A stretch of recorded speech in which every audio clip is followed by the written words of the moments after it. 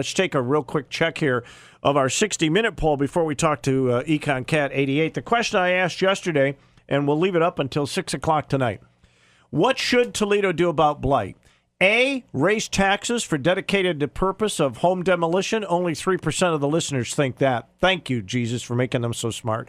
Pass a new levy to fight blight. Only 7%, and that's surprisingly high, I think, say that. Temporary cessation of the 1% for art fund. 23% of you say that, and I think that, along with the repeal law allowing borrowing from the CIP, which is, I couldn't figure out how to word it because we're not really borrowing the money because we never pay it back.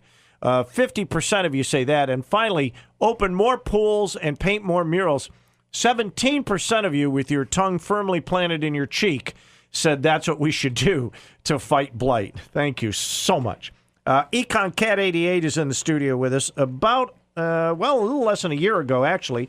The first article I could find was from December and November of 2013, when the Blade first decided that we need to go after a guy who's making YouTube videos that nobody would see unless we point them out.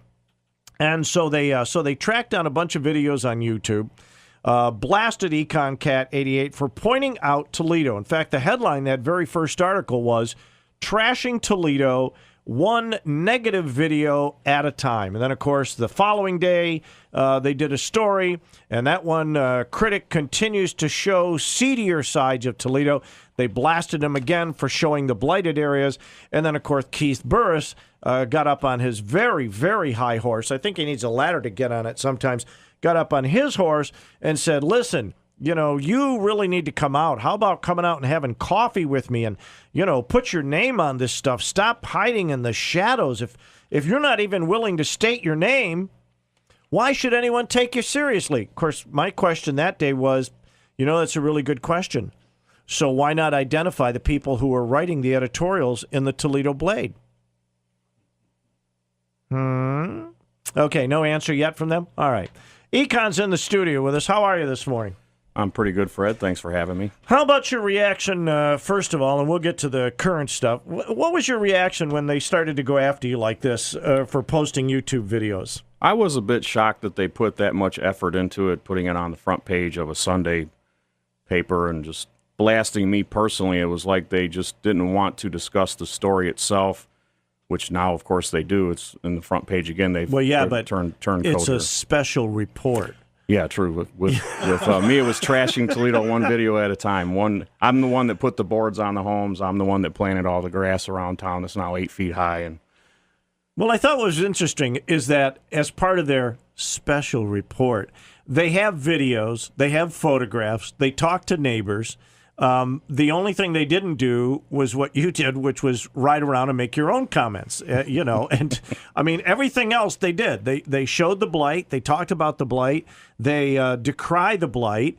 And the only other thing they did was talk to Finkbeiner, Ford, and city council people. You've never done that, right? I've spoken to city council people. Actually, 2 years ago, he didn't know I was EconCat 88 at the time, but Stephen Flagg introduced me to Tom Winooski when the Parks levy was being I remember that, floated. yeah. And Steve invited Tom to ride with Steve and I around town and show him just how many parks we had. But again, Tom did not at the time know I was EconCat 88, and we were not recording any footage or anything, but I had already uploaded 10 or 12 videos telling people that they should vote against that levy. And thankfully it did fail. But yeah, Tom is really... There may be others, and if there are, people can call in and name them, or you can name them. Anyone here in the studio can name them. Tom Winooski is probably the only person elected official in Toledo that really gets it. Well, and I think that shows by his comment from yesterday is that, look, if people don't like blight, go out and buy a can of paint, and paint your own house. Sometimes it's as simple as that. I know it's not always that simple. I drive down Detroit and through other parts of the city on a regular basis, as I'm sure you do. There are a lot of homes that are ready to get knocked down. There are a lot of homes that are boarded up. Plywood is probably the biggest seller in the city of Toledo at this point. So the Blade comes after you. That was, November and January. So now it's only 6 months later, and they're doing basically your story. They don't mention you, of course, in any of the recent articles or anything, and I know that's probably not important to you whether or not they do, but do you feel at all vindicated in your coverage? Yes, I do, actually, because as I mentioned to Burris and some of these other, I actually narrated some videos to them because they kept wanting me to talk with them, and I said, I don't really need to speak with you. I can speak here. I'm here, so here's what I have to say in response. And the videos have never been about me. It's about raising awareness. It's about letting people know what I think and what the market thinks are the real causes of these problems in the city. And everyone says, well, you don't have any solutions, maybe because they weren't the solutions they had in mind, but I've given plenty of solutions, and I'll give a few more today along with you. Yeah, let me hear. What are some of your solutions? Well, I think first and foremost, we have to, I believe that the reason why this is being brought back into the limelight is they need more money. They've already stolen tens of millions of dollars from the CIP fund. Now, the CIP fund is not used for blight removal, that sort of thing, but it's still a pool of money. And I just think that politicians are always looking for more money because they can buy votes, they can buy patronage. Jack Ford has mentioned the Blight Authority. Yeah. I think we should call it a blight czar. I'm willing to go along with that. Yeah. I'm curious to see which retread politician comes back out of the limelight. They bring up Cardi all the time. Maybe Cardi should be the blight czar. Well, it won't be Jack, because he wants Edna Brown's seat, which explains why yesterday at the press conference he said that the Blade article is a call to arms, and thank God for the Blade for printing this article. So he'll get the Blade endorsement against Edna. Finkbeiner is probably a good call because they do go back to him all the time. And he did have, and they mentioned in their article earlier, the Dirty Dozen that he used to name every year. And he did go out and cut lawns, and he did target certain neighborhoods.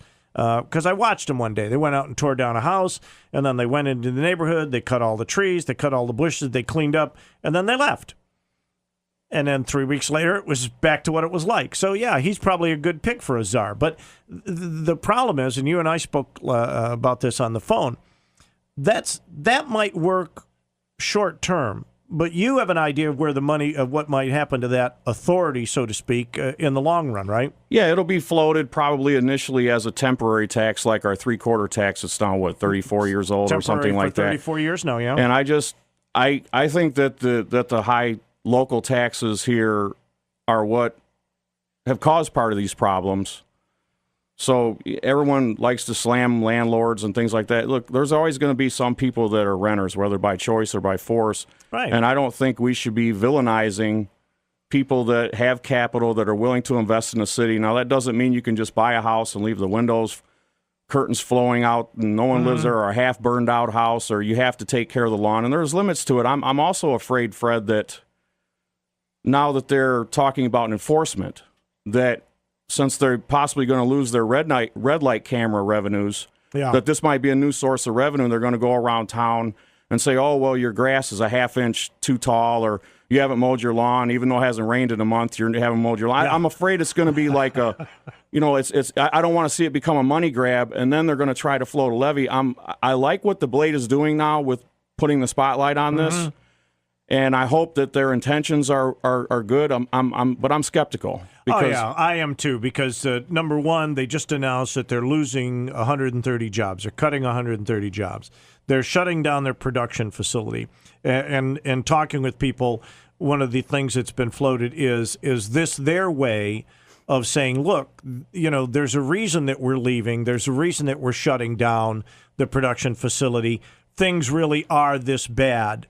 And we can't stay here, and that kind of covers it up, because the big story was the fact they were going to tear down. Well, all of a sudden now the focus is on the blight instead of on the Blade. So they're taking some of the spotlight off of themselves and putting it on the rest of the city. But that's a problem that's been there for 15 to 20 years. Yeah, there is some there. People should always be skeptical of any time a politician gets on a platform. Literally, I think the only two city council people that haven't been quoted or got a photo op on these recent blight articles are Larry Sykes, who probably doesn't want to be in the paper right now. Yeah, well, he was at the press conference yesterday with Jack. Yeah. And I haven't seen Matt Cherry quoted or anything like that. No, I haven't seen him. I haven't seen him quoted yet, but I'm sure they'll get around to it. Yeah, I don't want to make this a fight with the Blade necessarily, because obviously they have a lot more influence than just a regular citizen like me. But just to focus on Burris himself, and the column he wrote yesterday, he said something about we need new ideas. Right. But yet he quoted, or he mentioned consulting two gentlemen that have watched. It pretty much fell apart on their watch. They're the ones who were responsible for it. Let's get some new ideas with new people at the table who aren't necessarily elected or people that got into their positions because of patronage or cronyism or anything like that. Let's get some actual people with capital, with ideas. And that's what I'd like to see happen. We've said for a long time here, well, for 8 years now on this show, that the one thing that will turn this around, and Jack Ford disagrees with me at his press conference yesterday, and so do some other people. They believe that we need to get people in the homes first, and I've seen that from Jack, and I've seen it on Toledo Talk, one of the local blog sites. We need to get people in here first and then worry about the jobs. That's not how it works. You can't put people in homes and hope that they're able to afford them and be able to maintain them if they don't have a job. Putting a person in a home doesn't do anything. It adds bills to what they're already burdened with. Yeah, and the new ideas, the fresh ideas from Keith Burris include immigration. Let's bring more immigrants into the city. I don't have a problem with bringing intelligent, hardworking guys with jobs who are going to do maybe research and development into the city. But just making us a safe haven doesn't do anything to solve the blight problem. It doesn't do a thing. It puts people in homes that are already dilapidated if it does anything. And then he wants us to convince people to move downtown. Well, I don't know how that helps the neighborhoods. Explain that to me, Mr. Burris. How does helping people move downtown help the neighborhood? It doesn't. It builds downtown. It doesn't build the neighborhood at all.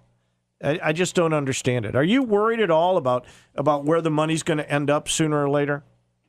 Where the money for the blight removal or things? Let's say we get it. Let's say for some reason we convince the low information voter that, we need a levy or we need new funds. Yeah, you might as well just flush the toilet down further. It's just further the predatory taxes that we've put on property and business here locally.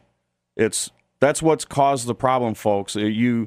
If you subsidize poverty, you're going to get more poverty. And the people that are in charge and that have been in charge, we don't really need to look to them for the solutions. We need to. They helped cause these problems. They're not the cause, but it happened under their watch, and they're elected officials. They're here to lead the city, and the leadership regarding blight, while I've seen it has improved in the last few years.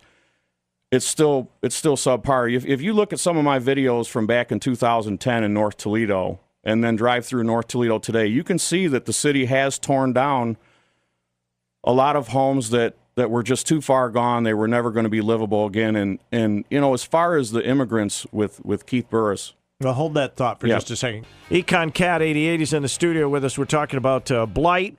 And what can be done about it. We both agree that this blight authority idea that Jack Ford is going to try and push through council today and next week and try to get it done in 2 weeks is a bad move, because it's just a bad move. We have rules and regulations in place. Let's enforce what we have. That's all it really takes. Enforce what you have. You don't need a blight authority or a blight czar. That's ridiculous. And as I mentioned yesterday, and we were just talking about this off air, this whole idea about murals, you've lived in Toledo all your life. You've seen the murals on Broadway. You've probably seen the murals up on Macomber and some other places. They're painting some now on the east side. What are your thoughts on the kind of money that, Lindsay Webb says we need $250,000 for murals? Yeah, I don't mind if they spend $250,000 on murals. I just don't think it should come from the city's tax coffers, and they shouldn't be taking money that should be used for blight removal itself. Actual cutting of grass, tearing down these buildings that are just too far gone. And we're not in a prosperous time now. We're probably not going to be anytime soon. And I really don't even want to hear anything else that Lindsay Webb has to say about this, because she was one of the ones that floated that Parks levy, which was another money grab. And I just think that this whole Blight Authority is the first step towards them asking for more money, and I think it's going to be a large pool of money. They're going to use it as a jobs bill. They're going to tout it as save our city, and the special interests are going to get behind it, and I'm afraid that the Blade is going to get behind it as well. I like what they're doing with showing the blight and putting it back in the spotlight, but I'm just afraid with their history that they're going to help tout this levy, and which is just going to further drive the city into the ground, and I just don't want to see that. Yeah. Let me ask you one last thing, and I got to let you go. Richard Mayer is going to be on with us after the newscast. Lindsay and some of the other council people use the parks levy, the murals, the swimming pools as quality of life issues. You grew up here. How does that affect what is quality of life to a lifelong Toledoan? My grandfather moved here in the early 50s from down south, and a lot of the older listeners can relate to this. He told me it took him 3 weeks to find an apartment here when he first got here. He had to live with other family members, slept on the couch, and then after he found a place up here, after 3 weeks, he went back and got the rest of his family, my mother and their siblings. And he told me that quality of life is money in your pocket, having a job, and you can't legislate that. It's capital has to be respected, capital has to be nurtured, and as long as we're going to continue down the path that we have, I just don't see anything changing, and hopefully this Blade series can help raise awareness, and alternative forms of media such as WSPD, my YouTube page. Like you mentioned, ToledoTalk.com. There's some good discussion that goes on there. He ripped Burris yesterday. JR, the head guy, the guy that owns that blog or site, whatever you want to call it. But yeah, I don't want to see any further taxes result from this. We've been paying for this, folks. Yeah, the money's there. We've already paid for it. They're just wasting it, as they have for years and as we've talked about for years. Let's make arrangements to have you back on maybe in a week or so, a couple of weeks, once this thing moves through council, and we'll talk again, all right? Thanks a Fred. lot for the time. This will be podcast later. If you missed any of it, be sure to send a copy by email to The Blade at theblade.com.